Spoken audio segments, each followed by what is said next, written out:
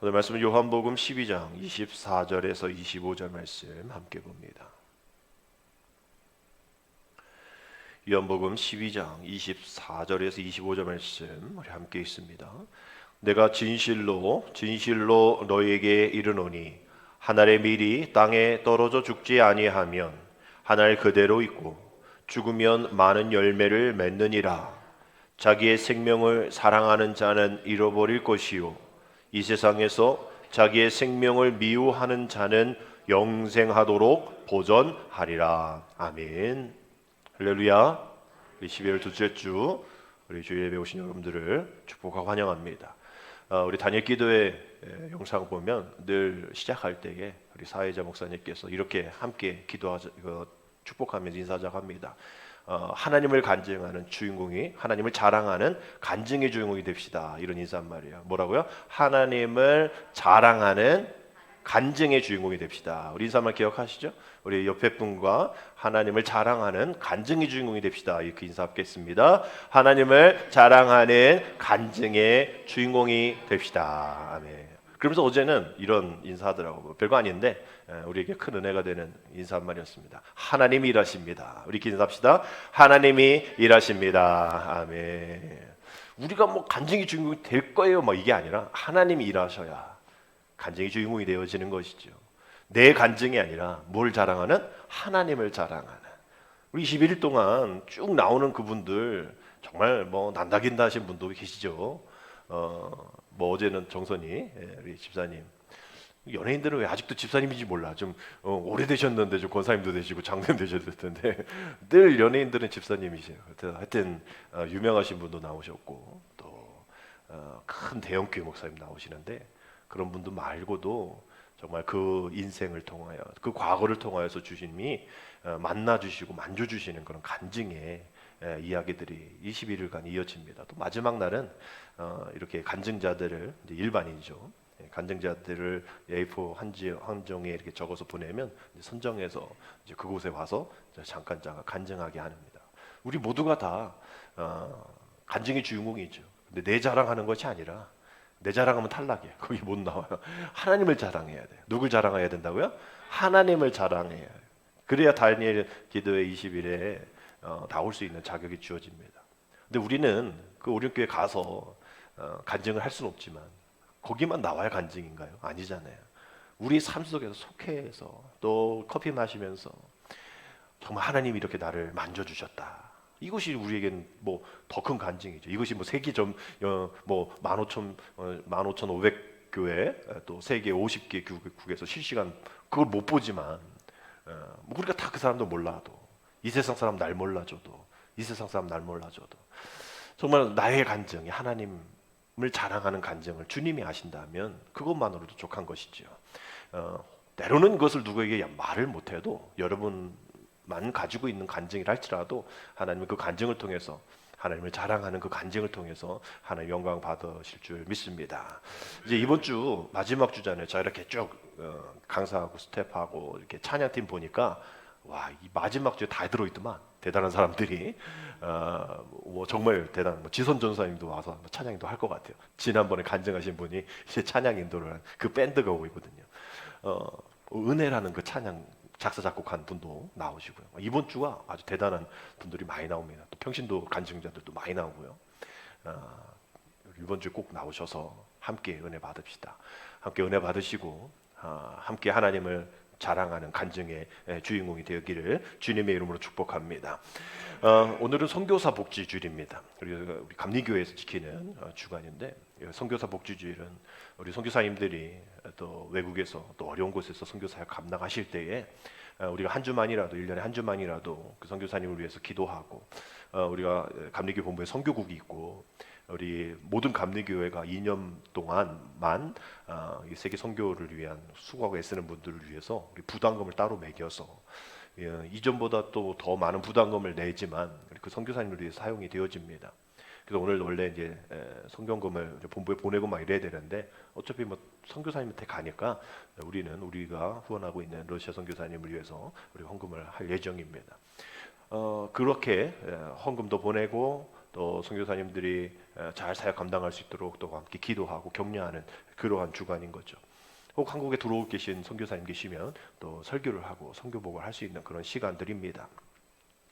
우리 단일기도회를 통해서 보면 벌써 두 분이 선교사님이 필리핀 선교사 김성재 선교사님과 김마라나타 선교사님이 지난주에 또 그 전 천주에 설교를 하셨고 금주 수요일에는 아프리카 부르키나 파소 거기 선교하시는 여자 선교사님이십니다. 여자 선교사님을 수요일에 이연숙 선교사님이 이제 간증을 해주시는데 이분의 간증도 뭐 대단한 것 같아요. 남편도 돌아가시고 혼자 사역하시는 그러한 어려움들을 이제 간증을 하실 때에 큰 은혜가 있으리라 생각을 합니다. 그 선교사님을 위해 기도하는 주가 있었어요. 그 첫째 주간에 두 번째 날이었나요? 매일마다 기도하는 공동 기도 제목들이 주제가 있는데 이제 선교사를 위한 세계 선교를 위한 기도였습니다. 이렇게 기도 제목이 있었어요. 팬데믹으로 인해 위축된 선교지의 현장을 속히 회복하여 주시고 폭발적인 복음 증거 사역이 일어나게 하소서. 선교사님들에게 성령의 충만함과 영적 분별력을 허락해 주셔서 탁월한 선교 전략으로 접근하게 하시며 모든 질병과 풍토병으로부터 보호하여 주소서. 치열한 영적 전쟁 가운데 있는 선교 현장을 예수님의 보혈로 덮으셔서 2만 8천여 명의 선교사님들이 사명 붙들고 사역하게 하소서. 함께 두째 날이었던 걸 기억이 되어지는데요. 이렇게 다른 뭐 나라를 위해서 기도하고 단일 기도를 기도하고 마지막에 이제 특별하게 그 날을 위해서 주제를 가지고 기도할 때에 선교사님을 위해서 기도했습니다. 참 어려운 가운데 선교하고 계시는 선교사님들이 많이 계시죠. 이런 이야기가 있습니다. 어느 날 코끼리를 구경하는 이 곳에서 어떤 그 이벤트가 하나 있었는데 코끼리를 울리는 사람에게 눈물을 흘리게 만드는 사람에게 큰 상품을 준다. 이런 뭐 이벤트였어요. 근데 많은 사람들이 어떻게 막 하려면 코끼리가 울 리가 있나? 뭐 안 울죠. 근데 어떤 분이 그 코끼리한테 딱 다가가지고 귓속말로 이렇게 얘기를 했더니 코끼리가 눈물 막 펑펑 흘리더래. 그 사람들이 궁금해가지고 당신은 누구이며 무슨 얘기를 했길래 저 코끼리가 저렇게 눈물을 한 바가지 흘립니까? 그랬더니 내가 선교사인데 선교사의 아픔을 얘기했더니 얘가 이렇게 눈물 흘리네요. 이렇게 얘기를 했다는 거예요. 진짜 아니야. 세진아 믿지 마. 이거 우스갯소리로 누군가 얘기한 거겠죠. 그만큼 선교사님의 이야기 눈물 없이 들을 수 없다라는 그런 이야기를 우스갯소리로 이야기를 만들어낸 것 같습니다.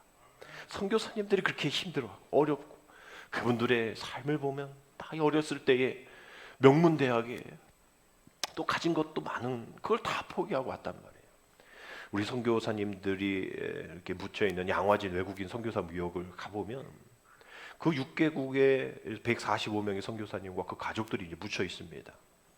그분들의 희생이 아니었으면 지금 이 나라가 그 복음의 부흥이 가능했을까? 이런 단일 기도를 할 수 있는 전 세계 이런 것들을 할 수 있는 그런 역량이 되었을까? 어려웠겠죠. 그래서 뭐 처음부터 그게 쉬웠나요? 아니었을 거예요. 사진 한 장 보여드릴 텐데 이 사진 1891년에 마페 선교사님이 평양에서 선교 전도를 하시는 그러한 사진입니다. 사람들이 많이 모여 있죠. 저곳은 장터입니다. 우리가 뭐 5일장, 뭐 3일장, 뭐 7일장 하듯이 그 당시 뭐 지금과 같이 뭐 온라인 쇼핑몰이 있었겠어요. 뭐 대형마트가 있었겠어요. 장을 쓰고 그 안에서 뭐 경제문화, 뭐 연애 다 이게 그 안에서 소통이 되었겠죠. 그 당시 19세기 보면 그 장터, 장시라고 하는데 그 장시가 한 1200개 정도 있었다라고 얘기를 합니다. 그러니까 선교사님들이 저러한 장시, 장터를 선교의 시작점으로 본 거죠. 우리가 지금 뭐 어디 나가서 전도하고 선교하면 사람들이 모이지 않잖아요. 근데 저렇게 모이게 모여 있는 곳에 당연히 모일 수밖에 없는 것이 선교사님들이 뭐 사람을 모으는 게 어렵지가 않았어요. 왜냐하면 그냥 그 자체가 신기한 거예요. 선교사 그 사람 자체가 머리 색깔도 다르죠. 눈동자 색깔도 다르죠. 키도 뭐 엄청 다르죠. 말하는 것도 다르죠. 그러다 보니까 저기 그 나무 뭐 박스 위에 올려놓고 선교사님 두세 명 이렇게 올라가서 외국인 말로 막 하면 사람들이 막 신기해서 막 모이는 거예요. 또 선교사님들 노래 찬양 많이 하니까 막 찬양을 부르고 말이죠. 한국적인 뭐 아리랑 같은 거 막 부르고 그러니까 사람들이 막 모이는 거예요. 사람이 막 모이니까 거기에 예수님 말씀 전하고 또 쪽복음 전하고 막 이렇게 전도가 됐단 말이에요. 근데 그 맨날 그렇게 되는 것이 아닌 거죠. 지난 금요일이었나요? 그 거리 찬양 선교사 임선주 집사님 다니엘 강사 그 오셔가지고 그 포항 일영문 거기에서 막 찬양 인도를 할 때에 사람들이 막 술 먹은 사람들이 무아 막 이러면서 막 해코지 한다고 했잖아요. 그런 것처럼 저렇게 사람들이 모였을 때에 저걸 방해하는 그런 악한 영들이 있어서 쟤네 지금 서양 귀신 얘기하는 거야 막 이렇게 얘기하니까 사람들이 모였던 사람들이 막 가서 돌 던지고 전도지 막 찢어버리고 막 이런 일들이 비일비재했던 거예요. 그런데도 그런 상황 속에서도 그 복음에 심겨지는 그런 사람들이 있어서 어떻게 하면 내가 구원받을 수 있냐고, 어떻게 어디를 가야 교회를 갈 수 있냐고 막 이렇게 물어보는 사람들이 많았다라는 뭐 그런 기록이 있습니다. 우리 요한 우리 아펜젤러 우리 한국으로 감리교를 가지고 온 전파한 아펜젤러 선교사님도 13개 도를 이렇게 돌아다실 때에 저런 이 장터를 장시를 기준으로 이렇게 선교를 하셨단 말이에요. 근데 지금이야 뭐 고속도도 있고 뭐 차도 있고 열차도 있는데 그 당시에는 아무것도 없을 거 아니에요. 있어봐야 그 다음 사진과 같은 이런 모습입니다. 자전거.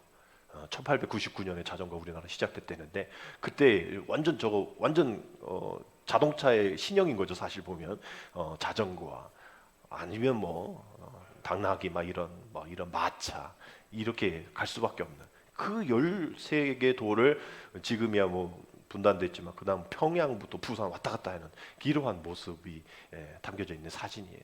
함께 따라가는 선교 일행이겠죠, 우리나라 사람들. 이렇게 어려운 상황 속에서 복음을 전하고 또 누군가는 서양 귀신 물러가라 이렇게 외치기도 하고 말이죠.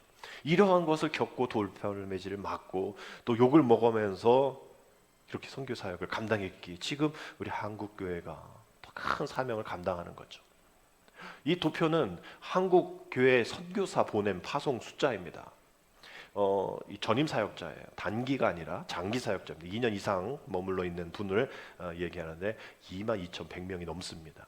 2009년부터 2만 명 넘었는데 계속 유지가 되고 있어요. 조금 뭐 코로나 때문에 줄어들긴 해도 정말 대단한 거죠. 2만 명의 선교사님들이 전 세계에 퍼져 있다라는 거예요. 1979년 정도에 한 70명, 80명 요 정도의 선교사님이 지금 2021년 표인데 2만 명이 넘어가는 그런 숫자입니다. 여러분 이게 대단한 일인데 이게 지금 선교사 한 분의 어떤 그 숫자, 선교의 한 사람에 대한 숫자잖아요. 몇 명인지에 대한 얘기인데 이것보다 좀 더 자세하게 들어가 보면 정말 야 대단하다라는 것을 느끼게 됩니다. 우리가 잘 알지 못하지만 저 22,100, 500명 정도의 그 분들이 잘 살고 잘 먹는 그런 곳에 계신 게 아니라 10명 중에 6분이 복음화율이 10%밖에 되지 않는 10% 아래에 있는 그러한 지역에 사역하고 계신 거예요. 예수님을 10명 중에 1명만 알고 1명 이하 뭐 우리나라 출생률과 비슷하겠네요. 그렇게 그러한 지역에서 10명 중 6명이 60%가 선교 지역에 계시다는 거예요. 여러분에게 한번 질문할게요. 그러면 성비율이 어떻게 될까? 남자가 많을까요? 여자가 많을까요? 선교사님 중에 여자가 많을 것 같아요. 남자가 많을 것 같죠. 외국이니까 막 말라리아 있는 그런 곳이니까 남자가 많을 것 같은데 성비율은 비슷합니다. 49%, 뭐 51%막 이렇게 되어져요. 그 이유가 뭐냐면 부부로 선교를 갑니다. 우리 감리교도 혼자 선교 못 나가게 해요. 선교사 파송할 때 부부가 같이 그래서 선교사 훈련 1년 2년인가 그거를 받을 때는 혼자 받는 사람 나 뭐 독신 우리는 감리교에서는 그렇게 파송을 안 보내요. 사모님이든 뭐 남편이든 선교사 나가면 두 사람이 같이 나가야 되는 그러한 이 법이 있습니다. 다른 교단은 모르겠지만 그래서 89%가 부부 사역자입니다. 그러니까 남성 여성 비율이 비슷해질 수밖에 없게 되어지는 거죠. 89%, 90%니까 한 10%만 독신인 거예요.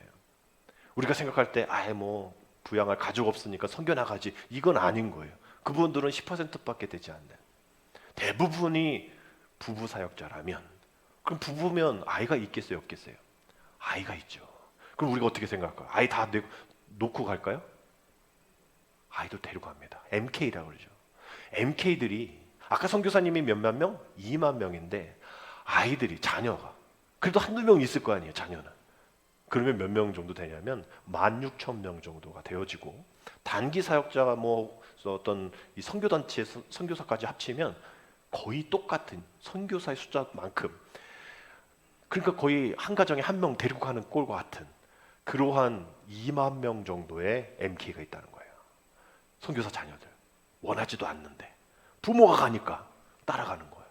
또 연령대도 보면 아주 어린 미취학 애들은 못 데리고 가죠. 어렵잖아요. 애 관리하기 힘들죠. 그러니까 8세 이하 애들은 조금 적고, 아주 없는 건 아니에요. 있긴 있어요. 근데 뭐 데리고 가는 선교사님 좀 적고, 초등학교 또 조금 적고, 중학교, 고등학교, 대학교 취업하는 그 아들 딸들을 데려가는. 그러니까 이거는 어떻게 보면 좀 나도 아빠 엄마 따라가겠습니다라는 것을 좀 인정하는 그러한 아이들이 가는 거예요. 2만 명 정도가. 그러니까 결국 뭐 4만 명 정도가 해외에서 10%밖에 되죠. 그러면 뭐 10%밖에 복음화이 되지 않는 그런 지역이라면 우리가 상상하건대 못 사는 나라겠죠. 어려운 나라일 거예요. 교육이 어려운 거예요. 뭐 자녀들이 가면 영어 배우겠네, 좋겠네. 힘들겠죠. 인터넷도 제대로 되지 않는 교육적인 부분들이 어려운 곳에서 사역을 할 겁니다. 우리 한국 감리교회도 9월까지 이렇게 보면 한 84개국에 749가정, 750가정 정도가 해외 파송으로, 아까 말한 그 부부들 이렇게 가서 한 1,300여 명의 선교사들이 파송되어서 사명을 감당하고 있어요.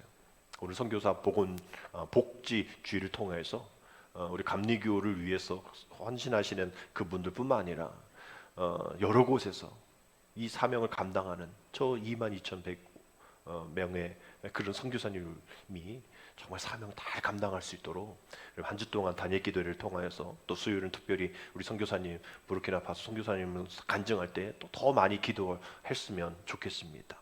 한국 기독교가 그렇게 오래되지 않았는데, 기독교 역사 2000년 역사 중에 한국 기독교가 그거 얼마 되겠어요. 근데 엄청난 부흥을 이루었잖아요. 다 저분들이 애쓰고 힘쓰고, 또 그 자녀들이 부모가 하는 것 보고 자기도 미셔너리 이렇게 선교사가 되겠다, 뭐 이렇게 되어지는 그런 상황 속에 있다라는 거예요.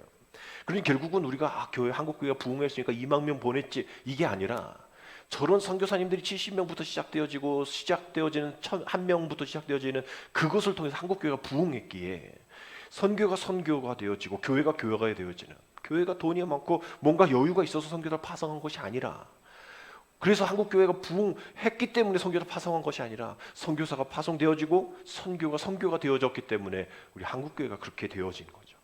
그래서 우리 교회의 목표는, 교회라는 것이 정말 이런 것을 따라가는 거죠. 선교가 미션이고, 또 라틴어로 이제 미시오인데, 결국 이 미셔너리 선교사, 보냄을 받은 사람, 보내다라는 것이 선교의 뜻이니까, 결국 그럼 어디서 보내냐? 파송이죠. 교회입니다.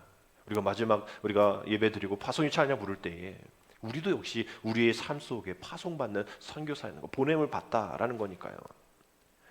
그래서 영국의 존 스토트 목사님 이렇게 얘기합니다. 성경에 살아계신 하나님은 어떤 하나님이시다? 보내시는 하나님이시다. 구약은 모여라 이거든요. 근데 신약에서는 가라입니다. 그래서 원심적 선교와 이렇게 되어지는 그런 구약적인 모습이 있는 거죠. 우리가 어떤 돌을 끈에 묶어서 이렇게 돌리다가 잡고 있을 때야 그냥 내 안에 있지만, 이걸 탁 놔버리면 나가잖아요. 신약은 거예요. 구약은 그냥 잡고서 돌려서 내 안에 거하라. 넌 이스라엘 백성이야. 아브라함의 후손이야.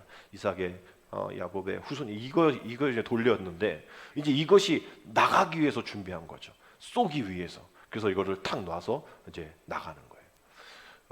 뭐 로켓도 이제 뭐 그렇게 쏜다고 뭐 이렇게 계속 돌려서 탁 놔서 위로 올라간다 뭐 하는데, 이러한 모습이 이제 신약 시대에, 또 지금 우리가 살아가고 있는 성령 시대에 보내는 그런 역할을 교회가 하는 것이죠. 교인인 우리가 어디든지 누군가를 보내기 훨씬 전에 중요한 말씀이에요. 우리가 누군가 어딘가에 우리가 뭐 선교 간다, 선교지에 뭐 우리가 사명 감당을 하지만, 하나님은 그 일을 이미 오래전에, 훨씬 전에 그 일을 행하셨다라는 거예요. 결국은 하나님이 하신다는, 아까 우리가 인사했던 것처럼 선교도 하나님이 하시는 거고, 목회도 하나님이 하시는 거고, 봉사도 하나님이 하시는 거고, 하나님이 우리를 하게끔 만들어 주신다라는 거죠. 그래서 이것이 선교의 주체가 누구인가, 이 정의를 내리는 것이 아주 중요하다는 거예요. 그래서 선교학자 레슬리 르비긴이라는 분은 교회는 하나님의 구원을 지고 온 세상으로 가는 행위 속에 존재하는 것이 교회다라고 얘기하는 거예요. 혼자 먹고 마시고 즐겁고 늘고 이런 것이 교회가 아니라 보냄을 받는, 그런 세상을 향해 파송하는 그런 것이 교회의 특권이자 영광이다라고 얘기를 하는 거예요. 초대교회가 그렇게 살아왔고 말이죠. 그래서 그런 바울이 초대교회 사명을 또 감당했을 때, 뭐 옥에 갇힐 때 그러면 끝나는 거 아니에요, 복음이.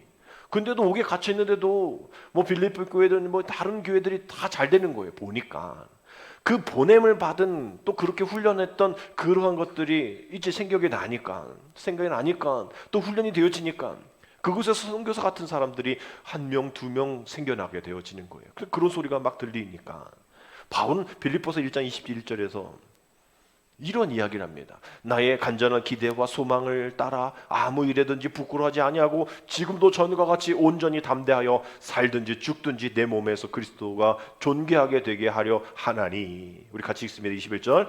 이는 내게 사는 것이 그리스도니 죽는 것도 유익함이라. 아멘. 옥에 갇혀서 이제 내가 죽어도 상관없겠다라고 얘기할 수 있는 것은 하나님을 바라보며 하나님의 뜻 안에 내 사명 다 했습니다라는 것도 있지만, 거기서 내 뒤를 보니까 나 말고도 그 사명을 감당하고 있는 그러한 많은 믿음의 선교사 같은 이들이 있다라는 거예요.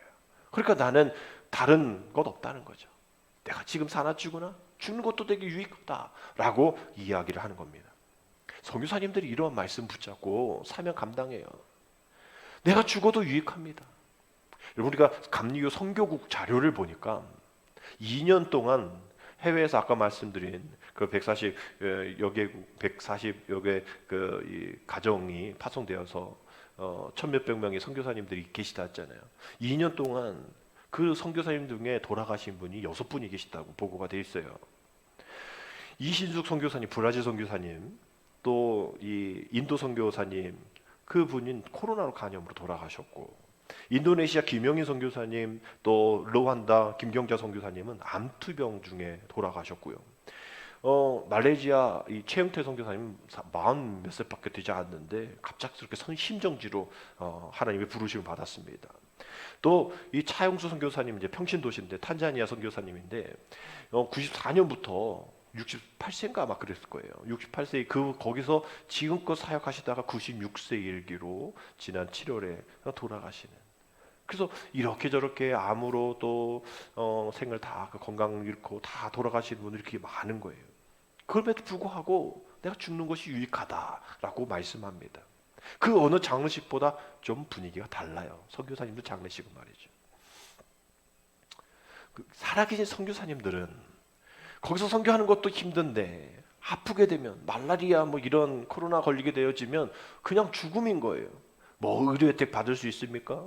또 한국도 왔다 갔다 할 수 있어요? 어렵잖아요. 그러니까 2중 3중으로 어렵게 되어지는데, 자기가 아프면 괜찮은데 또 자기 부인, 남편, 자녀들이 아프단 말이에요. 그러니까 힘든 거예요, 그게. 그래서 어떻게 하면 이러한 일들을 또 의학적인 것, 또 정신적인 것 상담을 통해서 이분들을 케어할 수 있을까? 그래서 선교사 복지주의를 통하여서 또 세계 선교 기금, 또 이러한 법을 만들어서 함께 돕는 일들을 오늘 하게 되어지는 겁니다. 우리가 오늘 그 일을 위해서 기도하는 그런 날인 것이죠. 결국은 한 알의 밀알이 심겨지고, 그 한 알이지만 그 한 알이 심겨지고 그 한 알이 정말 하나님 안에 가운데 싹 터서 이루어지는 일들, 성경의 말씀에, 오늘 우리가 읽은 말씀에 그 말씀이 되어 있습니다. 우리가 잘 아는 말씀이에요. 오늘 읽은 말씀만 보면 말이죠. 근데 우리가 이 말씀을 주님이 어떤 때 하셨는지는 우리가 잘 관심을 갖지 않습니다. 그냥 선교사님들 하는 말씀인 것 같지만 아닌 거예요. 우리에게 하는 말씀입니다. 예수님이 6월절에 이 예배하러 온 개종된 헬라인들이 예수님을 찾아옵니다. 근데 바로 찾아오지 않고요, 빌립에게 먼저 갑니다. 21절의 말씀 보니까 그들은 이제 개종된 헬라인이죠. 개종된 헬라인들이 갈릴리 베세다 사람 빌립에게 가서 청하이르되 선생이여. 여기서 이제 빌립을 보고 선생이라고 얘기하는 거, 예수님 보고 얘기한 게 아니라 선생이여 우리가 예수를 뵙고자 하나이다 라고 얘기합니다. 헬라인들이, 개종된 헬라인들이 왜 예수를 만났는지에 대해서 정확하게 나와 있지는 않아요. 근데 우리가 추측하건대 그 당시의 어떤 철학의 최고봉은 헬라 철학이었어요. 그 헬라 철학을 갖고 있는 이가 개종되어서 예수의 철학을 들으니 이것도 괜찮단 말이에요. 그래서 1+1인 그런 상황인 거예요. 그러니까 예수님을 만나보겠다라고 누구에게 찾아가냐면 빌립에게 찾아간 거예요. 지금 얘기해보면 뭐 하버드 나온 또 카이스트 서울대 나온 애가 누군가를 찾아서 내가 당신의 스승을 만나고 싶어해 선생님이요 라고 얘기하니까 뭐 성경엔 그런 표현 나와 있지 않지만 이 빌립이 우쭐했을 것 같다는 생각. 야 니네 정도가 내 스승을 만나면 나를 거쳐야지 막 이렇게 우쭐했는데, 그 우쭐을 한 걸 바로 예수님께 가야 되는데 누구에게 또 가냐면 안드레한테 갑니다. 야 얘네들이 말이야, 야 나를 선생이라고 그래. 아니 성경에 나와 있지 않나요? 우리가 그냥 상상하건대 그런 거예요. 주님이 그런 말씀하는 그 과정이니까. 그 안드레한테가 야 우리가 이 정도 된단 말이야. 야 얘네 헬라 철학 갖고 있는 애들이야. 이래가 예수님 만나고 싶어한대. 라고 막 이렇게 해가지고 이 안드레와 빌립이 예수님께 스승이시오. 이네들이 예수님 만나고 싶어한답니다. 이렇게 얘기하니까 예수님이 뭐라 얘기하냐면 아까 얘기한 것처럼 22절에서는 빌립하고 안드레가 예수님께 아래에 오니까 예수님 23절에 무슨 얘기하시냐면 예수께서 대답하여 이르시되 인자가 영광을 얻을 때가 왔도다 라고 얘기하셔요. 정말 뜬금없는 얘기 하시는 것 같아요. 얘네들 왔어요. 잘 왔냐? 야 걔네 왜 왔냐? 이게 아니라 지금 그 안드레와 빌립이 가지고 있는 또 그 헬라철을 가지고 있는 그 영광, 그거 조금 내가 예수님 믿길 잘했네, 내가 예수님 수행하길 잘했네, 이렇게 어깨가 극석한 그 영광을, 그거 아니야? 그 영광 아니야? 내가 말한 영광을 봐봐. 내가 그 영광을 시작할 텐데, 영광 얻을 때가 왔는데. 24절 우리 같이 있습니다. 오늘 읽은 말씀, 이 말씀을 하시려고 앞에 그 얘기가 나온 거예요. 니네 영광 아니야? 그 헬라 영광 아니야? 너 나 믿는다고 우쭐대는 어깨, 너 선생이라고 들으니까 네가 영광 있는 거지. 그 영광 아니야? 라면서 오늘 24절에 이렇게 얘기하시는 거예요. 같이 읽겠습니다. 내가 진실로 너에게 이르노니 한 알의 밀이 땅에 떨어져 죽지 아니하면 한 알 그대로 있고 죽으면 많은 열매를 맺느니라. 어깨가 이렇게 돼 있는 안드레 빌립에게 또 머리가 또 수준이 있는 개종된 헬라인이 예수가 한번 내가 만나볼게, 얼마나 많은 철학 갖고 있는지, 그런 영광 가운데 있는 세상의 영광 속에 있는 이들에게 아니야, 그 영광 아니야, 내가 지금부터 제대로 된 영광 보여줄게, 알려줄게. 진실로 2번 얘기하면 정말 대단한 거라고 강조하는 거라고 말씀드렸잖아요. 내가 넌 잘 모르고 있는 것 같아서 내가 너한테 얘기하는데 한 알의 밀이 땅에 떨어져 죽지 아니야. 이건 지금 영광하고 완전 다른 개념이잖아요. 한 알의 밀이 땅에 떨어져 죽지 아니하면 한 알 그대로 있고 죽으면 많은 열매를 맺어. 이게 영광이야 라고 얘기하는 거예요. 땅에 떨어져 죽는 일. 이게 지금 쟤네 우쭐대는 영광 보기 싫어서가 아니라 지금 예수님이 자신의 모습을 보여주고 있는 거예요. 땅에 떨어진다란 뭐예요? 성육신이시죠. 하나님이신 예수님이 이 땅 가운데 내려오셔야 되는, 땅에 떨어지셨어요. 근데 그냥 땅에 떨어져서 우쭐대고 영광 가운데 드러날 수가 없는 뭐예요? 죽음이 있어야 된다는 거예요. 십자가죠. 그것이 있어야 된다는 거예요. 이것이 자신의 영광이라는 거예요. 네가 생각하는 영광, 너가 따라야 될 영광 그게 아니야. 가장 내가 적절하게 묘사해 줄게 라면서 하신 말씀이 이것입니다. 그러면서 우리는 요 말씀만 하는데 그 다음 말씀이 25절에서 이렇게 되어 있죠. 어떤 것을 순서를 먼저 하고 있는지 잘 보십시오. 자기의 생명을 사랑하는 자는 어떨 것이요? 잃어버릴 것이요. 이 세상에서 자기의 생명을 미워하는 자는 영생하도록 보존하리라. 너희가 생각하고 있는 그 영광, 내가 먼저 얘기할 텐데 너의 생명을 사랑하는 그 영광 잃어버릴 거야. 너의 아름다움, 부요함, 편안함, 그게 뭐? 그게 평생가? 평생 아름다워? 평생 부요해? 평생 편안해? 아니잖아. 언젠가 없어질 거 아니야. 언젠가 늙잖아. 언젠가 죽잖아. 그것을 사랑하는 것을 잃어버려. 그러나 이 세상에서 자기의 생명을 미워하는 자는 영생하도록 그것을 개런티할 수 있어. 보존해 줄 수 있어. 내가 그거 막아줄 거야. 잃어버리지 않을 거야 라고 얘기를 하시는 거예요. 여러분, J.B. 필립 목사님이 당신의 하나님은 누구인가 라는 책에서 이렇게 얘기합니다. 당신의 인생의 크기는 당신이 믿는 하나님의 크기에 따라 달라진다. 결정된다. 내 인생의 크기가 되게 큰 것 같죠. 근데 그것을 정확하게 측량해 보려면 너가 믿는 하나님의 크기에 따라서 네가 큰 것 같지만 요만큼밖에 될 수 없어 라고 얘기하는 거예요. 너 수준대로 바라보는 하나님 안 된다라는 얘기죠. 어떤 사람은 내가 이 병만 낫게 해주세요 그래서 늘 병 하나님을 병 낫는 의사로만 봅니다.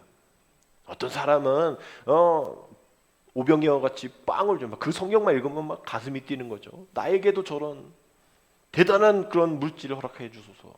이게 나쁘다는 게 아니에요. 그러한 하나님을 바라보는 것 자체가 대단한 거지만 그것만 바라보니까 문제라는 거예요. 다른 것을 인정하지 않는, 다른 하나님을 인정하지 않는 그게 문제라는 겁니다. 그러니 자신의 욕망을 채워주지 않으면, 자기의 어떤 그 병 또 물질을 채워주지 않으면 하나님을 원망하는 거예요. 하나님이 언제까지라고 말씀해 주지 않으니까 인내하지 못하는 거예요. 출애굽 23장에 보면 시내산에 모세가 하나님을 만나고 있을 때에 안 내려오니까 이 아론하고 이스라엘 백성들이 금송아지 만들고 야 이게 신이야 우리의 신이야 라면서 그렇게 해가지고 혼나잖아요. 못 기다리는 거 그거 없어질 거라 그거 안 된다는 거 영원하지 않다라는 거예요. 영생을 사모할 때 가능하다라는 거예요.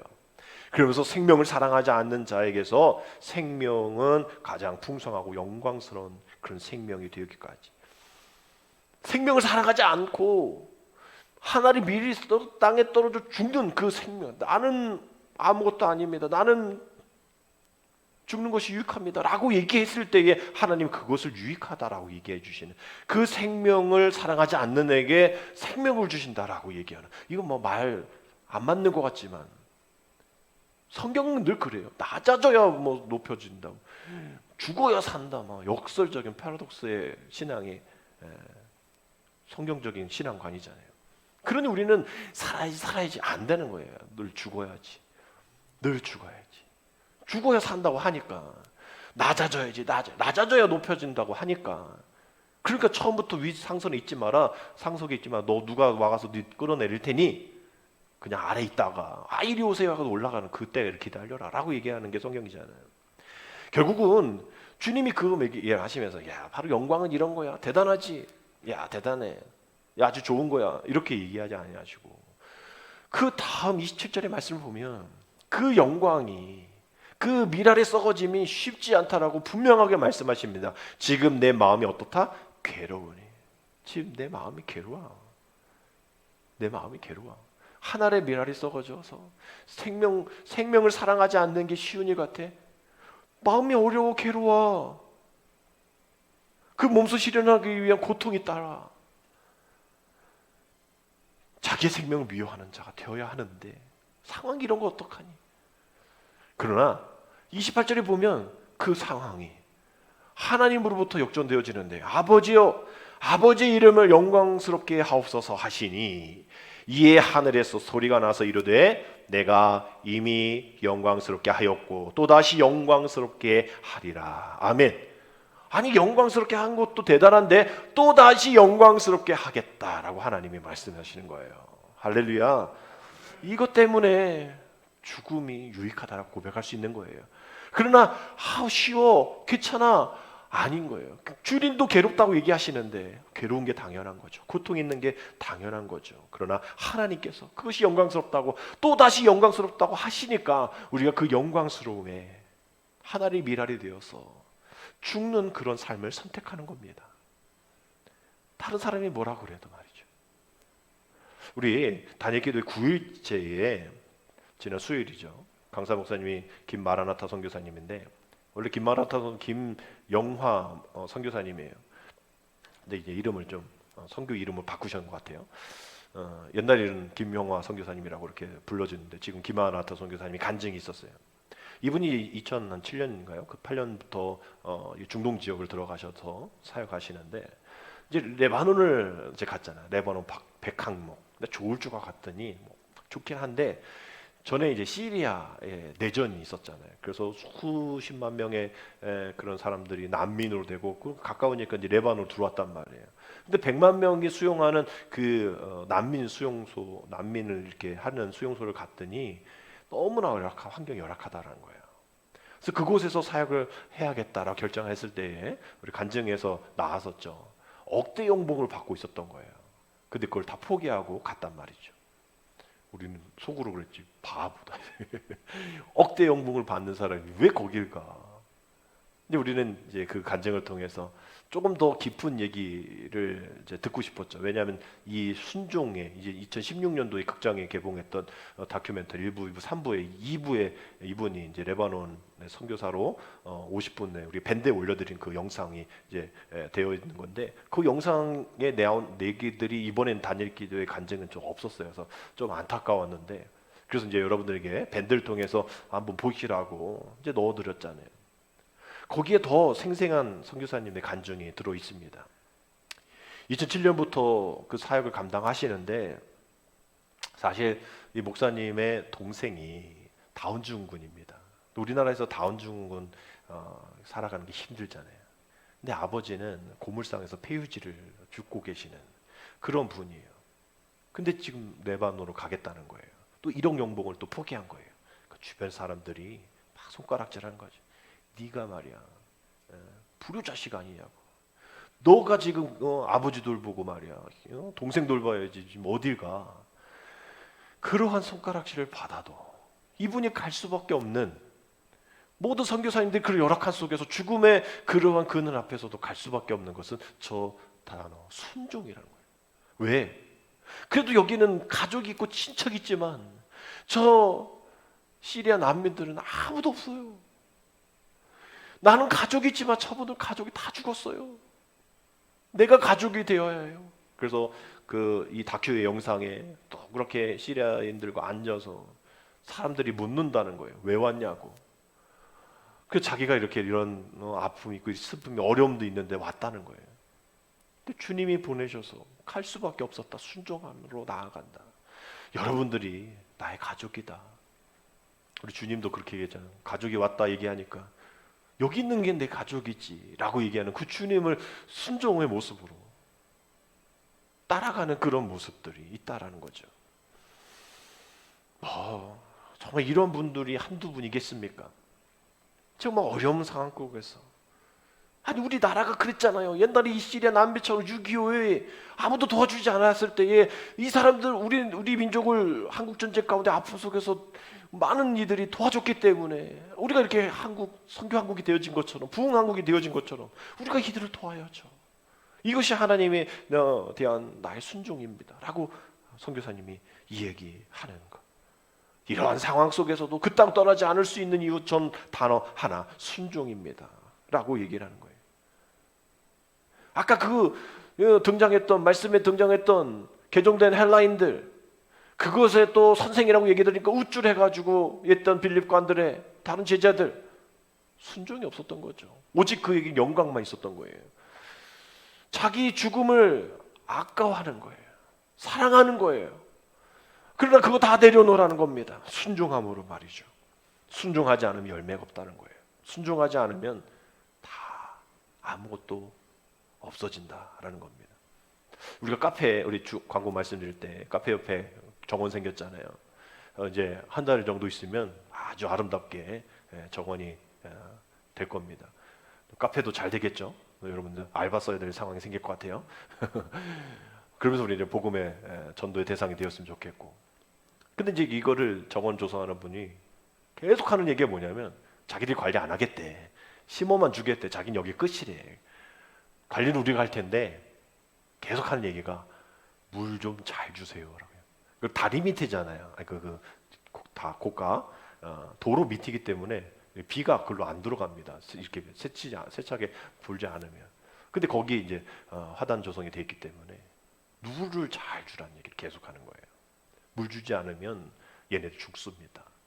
겨울에도 물을 줘야 된대요. 겨울에도 아침에 뭐 이게 말라 있으면 죽는다는 거예요. 선교사님들은 그런 거 보는 것 같아요. 너무나 많은 세상에서 아까 말한 10% 이하의 복음화율되어 있는 그곳에 뭔가 신겨져도 금방 메마른 거예요. 개종하기가 쉽지가 않습니다. 우리야 뭐 불교에서 뭐 천주교에서 뭐 어디서 왔습니다. 쉽게 보지만 걔네는 목숨을 내놓는 거예요. 이슬람에서 기독교로 개종하면 가족 가문에서 아예 쩌라는 거고 테러의 대상이 되는 겁니다. 그런 모습 속에서 뭔가 신겨진 복음이 금방 메마른 거죠. 계속 물을 줘야 되는 거예요. 근데 2만 명밖에 없는 거죠. 전 세계 믿지 않는 글이 얼마나 많은데. 그러니까 계속 물을 줘야 하는 사명이 있는 거예요. 결국 그 사명이 힘들고 어렵고 고난이 있는 일이지만 주님은 기억하시는 거죠. 아까 말씀드린 양아지 외국인 선교사 묘원에 이 프랭크 브로코만 선교사님의 묘비가 이렇게 적혀 있어요. 미국 버지니아 출생, 28세 나이로 1905년 내한, 24년간 선교사로 일했다. 평화의 사람, 한국인의 친구 프랭크 브로코만의 무덤. 이렇게 돼 있어요. 우리 삶은 제한이 되어 있어요. 그러나 모든 삶은 태어난 생년월일과 이제 마지막 죽는 사망연도가 있습니다.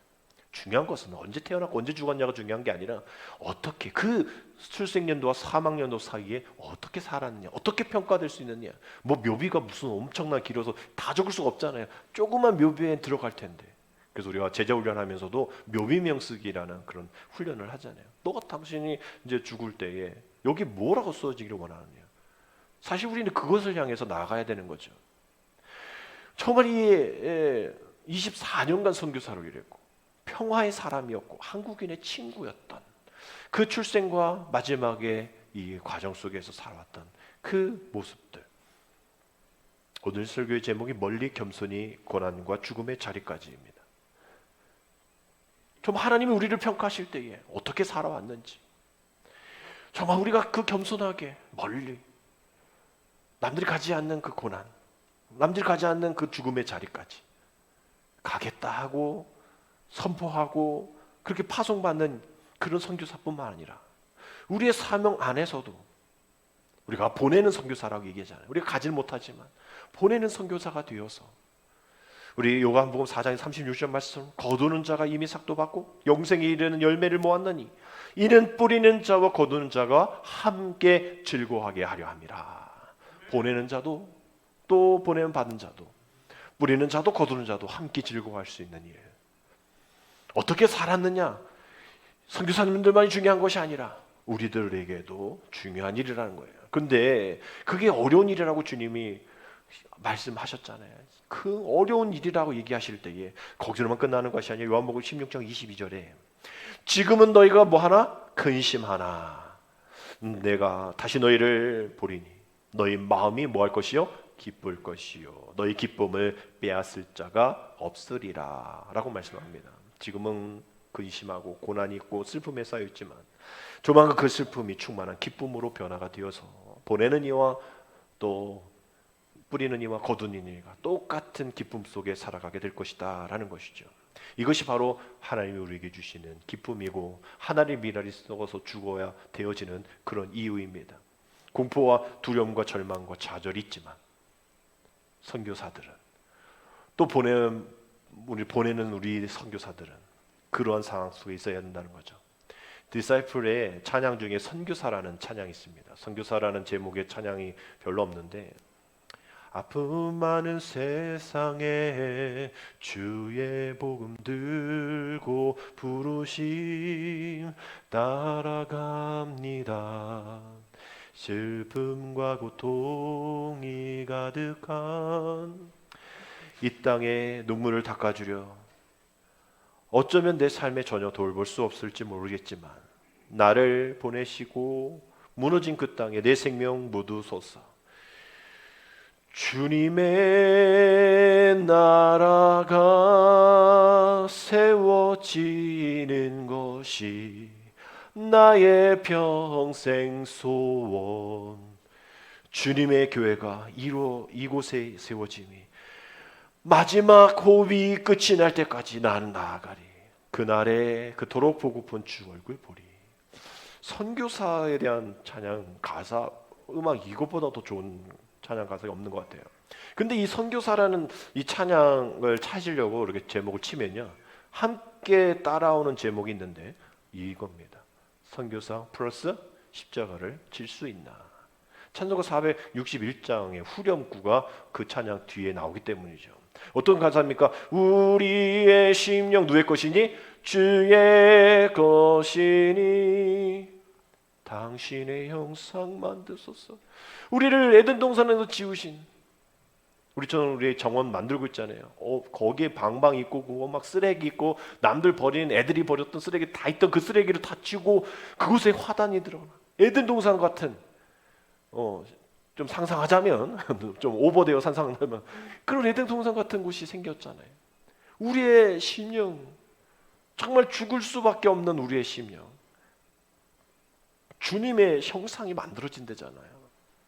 그러니 선교사는 이 질문에 예스로 대답해야 되는가? 십자가를 질 수 있는가? 거기에 예스라고. 주님의 형상 만드소서. 내가 따라가겠습니다. 여러분, 이것이 언제까지 될까요? 마태복음 24장 14절 보면 언제가 끝이다라고 되어 있어요. 함께 있습니다. 이 천국 복음이 모든 민족에게 증언되기 위하여 온 세상에 전파되리니 그제야 끝이 오리라. 그래서 인터컵이 막 이거 하는 거예요. 중동 그쪽에 14, 10창 거기가 빨리 이제 되어야 백두더 예루살렘 막 이러니까 얘네들 이 구절 가지고 모든 전 세계가 복음으로 받아들여야 주님이 오신다 뭐 이러니까 말이죠. 근데 이게 내년 되겠어요. 5년 후에 되겠어요. 이게 어렵잖아요.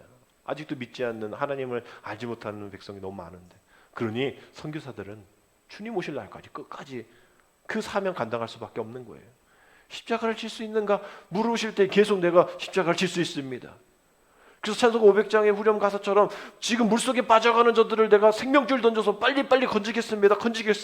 아직도 복음을 목말라고 예수 이름을 알지 못하는 이들, 그래서 그들이 죽어서 지옥 갈 수밖에 없는 이들이 너무나 많습니다. 내가 그들을 위해서 순종하면서 그 어려운 말라리아, 코로나, 사망의 늪에 있어서 돌패맞을 맞는 그곳에서 내가 주님 앞에 나아가겠습니다. 나를 보내주옵소서. 오늘 이 찬송가 511장 가사, 지금 주님께서 그 복음을 위해서 누가 일할지 찾고 부르실 때에 뭐라고 되어 있어요? 힘이 없다 못한다고, 힘이 없다 못한다고 핑계대지 말지라.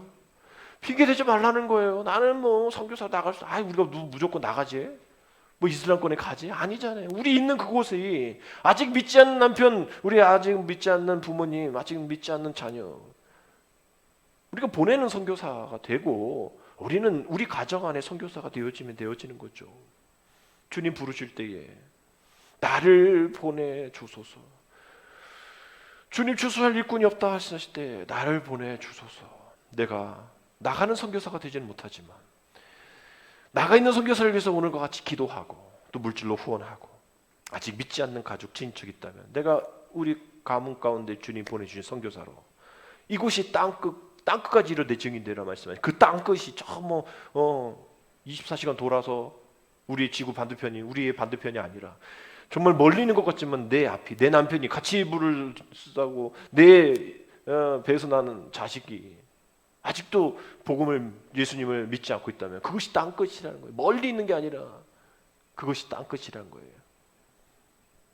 주님의 명령을 전하며 복음의 씨앗을 뿌릴 때에 내가 미랄이 되어서 떨어져 죽지 않으면, 주님이 성육신하셔서 십자가에 죽지 않으시고 아무 일도 일어나지 않았던 거죠. 그러셨기 때문에 일어났던 많은 구원의 역사를 우리가 알고, 가정의 선교사인 나부터 다시 한번 온 세상의 열방의 선교사님 사역을 위해 기도할 수 있는 일, 내 가정에서부터 예루살렘과 온 유대와 사마리아 땅끝이, 예루살렘 내 주변이잖아요. 땅끝, 정말 멀리일 것 같지만 내 주변에 있는 사람, 예루살렘은 내 땅끝까지 이르러 증인이 되라는 그 주님의 메시지, 마지막 대명령을 잘 지켜서 보내는 자와 또 씨를 뿌리는 자, 거두는 자가 함께 즐거워하고 기뻐할 수 있는 그런 일들이 날마다 비록 고난과 괴로움과 슬픔과 아픔과 코로나로 인해 많이 닫혀있고 많은 어려움이 제한적인 그런 선교이지만 그럼에도 불구하고 하나님이 역사하시는 그 일들이 지금도 일어나고 있고 지금도 일하고 계시다라는 것을 기억하여서 오늘 선교사 복지주의를 통하여서 선교사를 위해서 기도하시고 내가 내 가정 가운데 내가 선교사임을 기억하셔서 어디서 무엇을 하든지 어려움 속에서 승리할 수 있도록 항상 기도하는 저 여러분 되시기를 주님의 이름으로 축복합니다. 기도드립니다. 우리 모두 예수님을 따르는 진정한 제자로 땅에 떨어져 죽는 한 알의 밀알로 삼아가게 하여 주옵소서. 지금 한 알 그대로 초라하게 남아있진 않은지, 아니면 내 자신이 죽음으로 많은 열매를 맺고 있지 않은지 오늘도 우리의 자신을 돌아보게 하여 주옵소서. 주님께서 우리에게 보내주신 선교사를 통해 이 땅에 복음이 심겨지고 싹이 터서 큰 선교의 거목이 된 한국교회를 축복하여 주시사 이제 다시 하나의 밀알이 되어 헌신하는 파송된 선교사를 위해 오늘도 기도하게 하시고, 우리도 회심한 영혼들이 십자가의 복음의 증인이 되어 모든 민족에게 구원의 소식을 전하는 선교적인 삶을 살아갈 수 있는 우리가 되게 하여 주옵소서. 다시 복음 앞에 서게 하셔서 온 열방이 주님 오는 그날을 예비하며 교회의 영광을 맛보며 교회 사명을 받는 또 보내는 그 사명을 잘 감당하는 우리 충만한 교회가 되어줄 수 있도록 하나님 인도하여 주옵소서. 예수님의 이름으로 감사하며 기도드립니다. 아멘.